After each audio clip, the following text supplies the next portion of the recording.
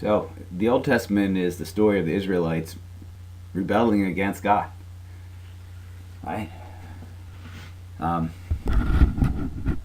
soon as they got out of the Promised Land, what happened? They ran to the Red Sea.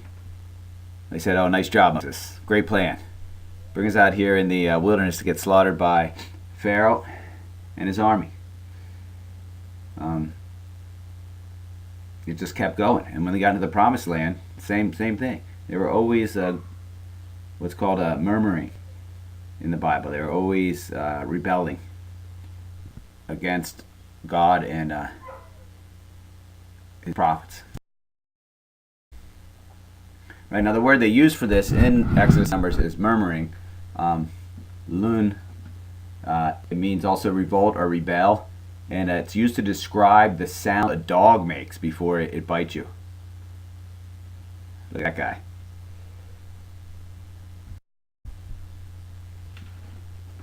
Right, so I mean, I love the sarcasm here, right, from the ancient writers. And they said to Moses, this is when they hit the Red Sea and they see the Pharaoh's army coming out to get them. They said, "Oh, what? There was no burial places in Egypt, right? Like we couldn't die in Egypt. You know, you brought us out here to the desert to die, right? Nice move, great plan, buddy, right? Yeah, I love it." Right, and then they're like, "Oh yeah, we never wanted this, right?" And we say, "Leave us alone. We're happy being slaves. At least then we're not getting like slaughtered by the army in the desert, right? Far better for us to serve the Egyptians than to die in the wilderness." Good point. And therefore starts the grumbling cycle, right? The salvation grumbling cycle, right? So God takes them out of the Red Sea. Sorry, He takes them out of Egypt. What do? They hit the Red Sea, and they do the grumble. They say, "Oh, great plan, Moses. Right? Yeah, we could just, we could have died in Egypt of old age, instead of being slaughtered by the army out here. Great plan, right?" But then God parts the Red Sea and destroys the Pharaoh's army in it, right? And they go and they sing that song of praise to God. But then they're walking through the desert and they're like, "Oh, hey, Moses, this is a great plan. I think one of the reasons that a lot of people didn't just leave Egypt and come out and walk around the desert is because there's no water in the desert, right? Oh yeah, great plan. Did you think about that? Remember in Egypt? Yeah, it was kind of rough, but you know what they had there? The Nile River, right? They have water there, right? That's why people live there, right?" The grumbling again. But God responds by giving them water from a rock. And a little bit they're like, "Yay, we love Moses, we love God." But then, they're going on and there's no bread to eat. And they start grumbling, again. They said, "Oh, remember in Egypt, bread? Remember bread? Wasn't that great? Remember in Egypt where they had like water to grow things, right? And wasn't that a nice place? Oh my gosh, that's probably why people live there. Because they had food there, right?" Now, then what does God do? God gives them manna from heaven, bread from heaven, right? And for a while they're like, "Yeah," but then they're like, "This isn't really good." They started complaining that the manna doesn't taste very good, and also complaining that there's no meat to eat, right? And they, here's from Numbers. They remember they said, "If only I had meat for food," right? Right? They're so greedy for meat. This food's not gonna. They want good food, right? And they're like, "Oh, remember in Egypt we had fish and we could just fish them out of the Nile and cucumbers and leeks. We had leeks, right? But now all they have is this manna. The food God gives them isn't good enough, right? But then God, He gives them quail. Quail just drop down out of the skies in the middle of the desert, and they feast. But guess what? They're gonna keep grumbling.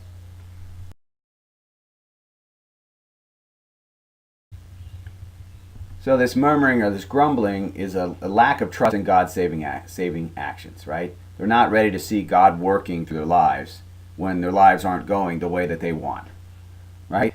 It's this thing He talks about all the time, like substituting your perceived self-interest for the actual good, right? For the revelation, for the will of God, right? In other words, they don't trust the process, right? It's this fundamental distrust that makes it impossible for the Israelites to appreciate the manna. They can't appreciate God's great gifts, right? Water from a rock. They're starving. All of a sudden, a flock of birds lands right in front of them.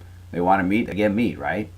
They can't appreciate it, right? Instead, they want to go back and eat the flesh pots, right? The food they had when they were slaves. right? And Moses calls him out. Moses says, "Wait, you're not really, you're complaining against me, but you're really complaining against God, because I'm not the one who's giving you the manna. I'm not the one who's giving you the quail, right? It's God. That's not good enough for you. That you're complaining against Him, right?" And again, you figure you're walking through the desert, you're starving to death, right? You find some semi solidified aphid juice on plants. You could be like, "Oh yeah, I can eat now, right?" We're going through into a quail like lands in its migratory pattern, a flock of quail in front of you when when you're starving. You're going to be like, "Thank you, God," right? Again, it doesn't have to be supernatural. It doesn't have to break the laws of nature to be experienced as a miracle in the way that we use the word today, right? So again, these passages, and if you go, there's some nice YouTube documentary clips on this stuff. Of course, there's some crazy ones too, but you gotta show some discernment there. But you see that all of these plagues that we saw in Egypt, and all the ways that God is feeding the people in the desert, they have natural explanations. They reflect natural events, right? So again, it's a nice contemplation for us when we think about how does it work? What does a miracle mean for us today, right? Does it have to be something supernatural, or is it just something that makes it obvious that God is working in our lives, right? But of course, it's not obvious if you don't want it to be. Which brings us back to the choosing to be the people of faith, choosing that trust in God.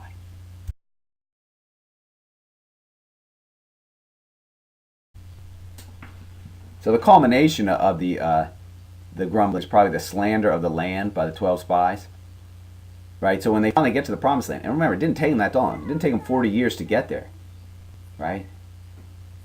They kind of just walk up there. It takes them a few weeks or something, right? But then when they get there, they send the spies in, right, or the scouts. Sometimes they call them the scouts in, and they go in and they see that the land is nice. Like they have nice fruit in there, right? And there's water and stuff. It's a good place, right? But then they also see the people there look kind of tough, and so they come out, and most of the scouts are like, "Oh, we cannot go in there. The people are just huge, right? That's what they're focused on. They're just going to crush us, right? There's no way we can take these people, right?" And then everybody's like, "Here we go again, right? Hey, nice job, Moses," and now Aaron too, right? Aaron joined up quite early on there, and they're mentioning him too now. Right? If only we died in Egypt, right?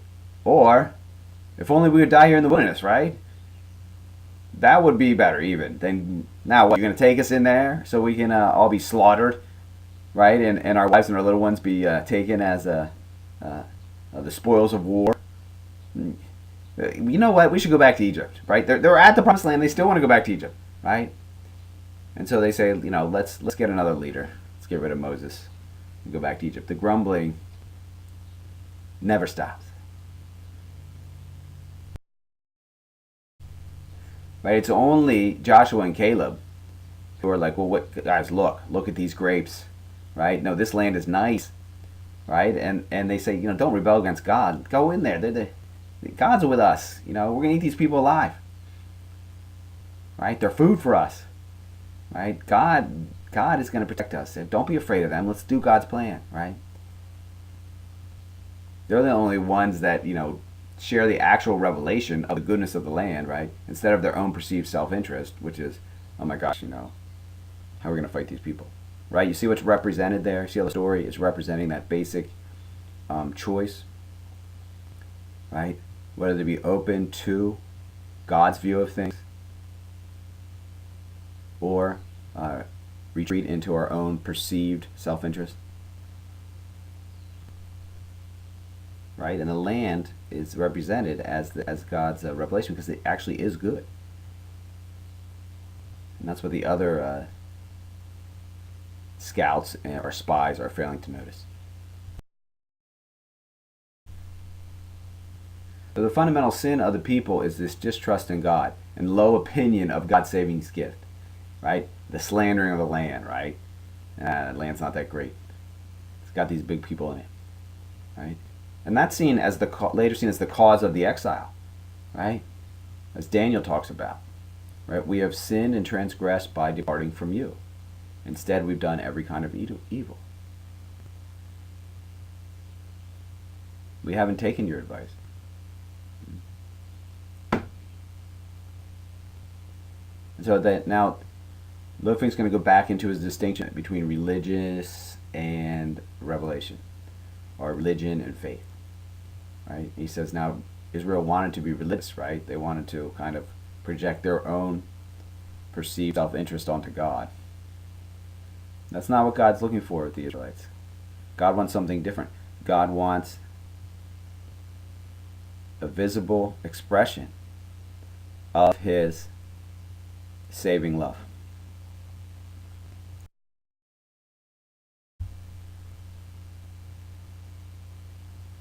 Here's a nice description of this distinction that Loefing is making between religiosity and revelation, or between religion and faith.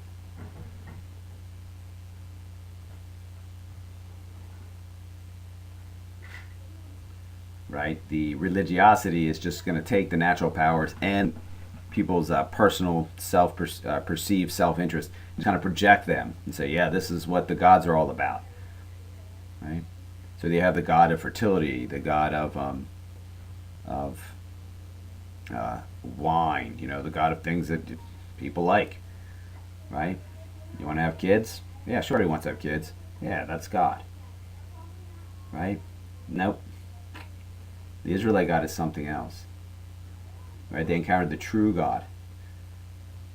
And its will isn't always the same will as, the typical human desire or perceived human self-interest.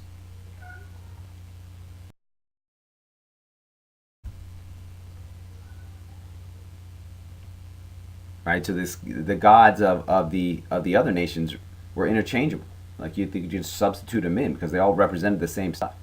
If one king conquered a country or something, they would just add the gods in, right? And you can see like the way that the Roman and the Greek gods just became interchangeable. Same god, different names, right? It didn't matter because they all represented the same thing. The obvious powers of the world and the perceived self-interest of the status quo. Right? I mean, they were obvious to everyone. They were clear. And this is what we see then in the golden calf. Moses, when the Israelites get to Mount Sinai and Moses is up, it's right. He says, "Do you want to follow the Lord? Do you want to do this covenant?" And they said, "Yeah." And then he goes back up on the mountain, and he's gone for a while. And they're like, "Oh, I guess Moses is dead. What are we gonna do? Let's make a golden calf, right? That'll represent Yahweh." And here we go. And what do? Right? They're going back to the old religion. Right, they're going back to that religion that substitutes the forces of nature and perceives self-interest for the actual will of God. Right, for this new society of trust and unconditional love. Right, and this golden calf, this actually has a historical basis on it, because in 931, King Jeroboam split the northern tribes from the south. Right, he kind of succeeded from Israel with all the northern territories with him, and he built golden calves, which were originally supposed to be like the footstools of Yahweh, but you can imagine pretty quickly probably just regressed into the worship of the Canaanite god Baal, or Yahweh as a version of these natural powers and human self-interest.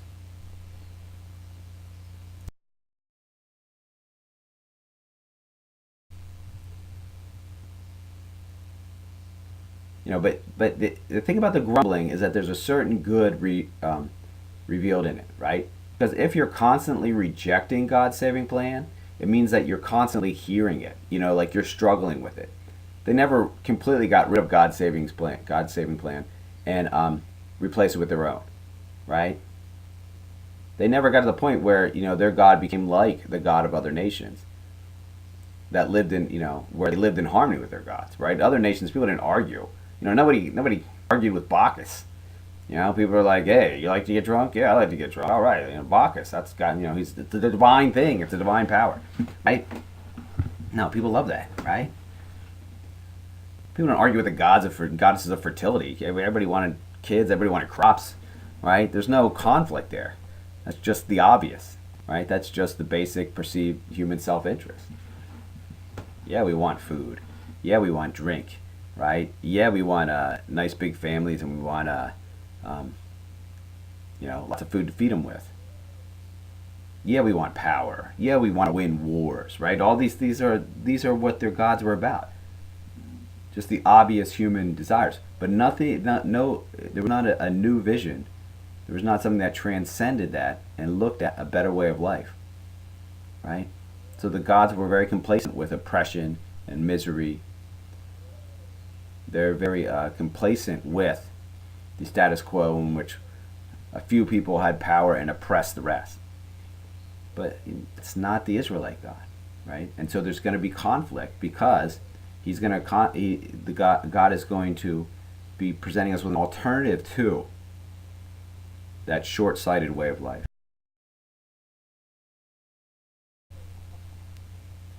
Right? Like Loafing points this out when he talks about the Israelites that were constantly struggling with God because they were still listening to his will.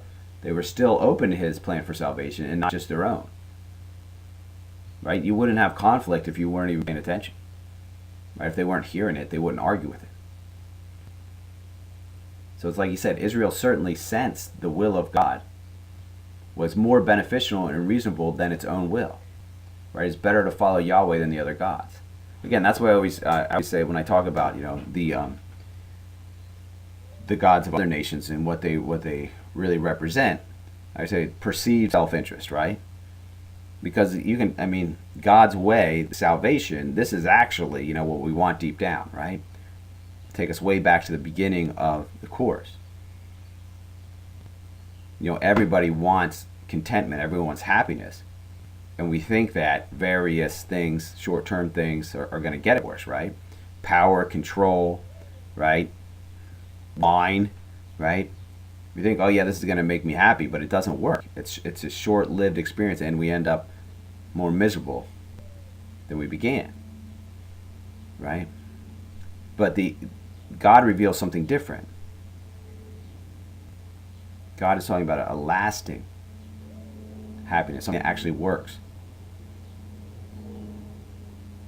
And he's sharing that vision and challenging the Israelites to live that life. Right? The society of the heavenly Jerusalem. The community that was present in the Garden of Eden before the eating of the tree of the knowledge of good and evil.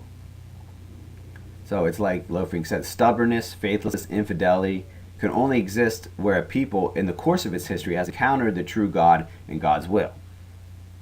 Right? Because it's not just resorting to, the short-sighted, perceived self-interest.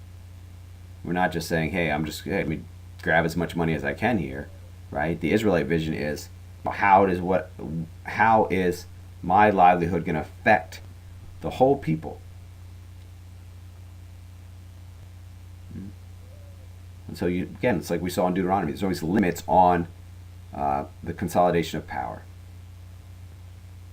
It's not just about me, and it's not just about my tribe. It's not even just about my country, right? It takes a God view, and it cares for everyone. It's universal love.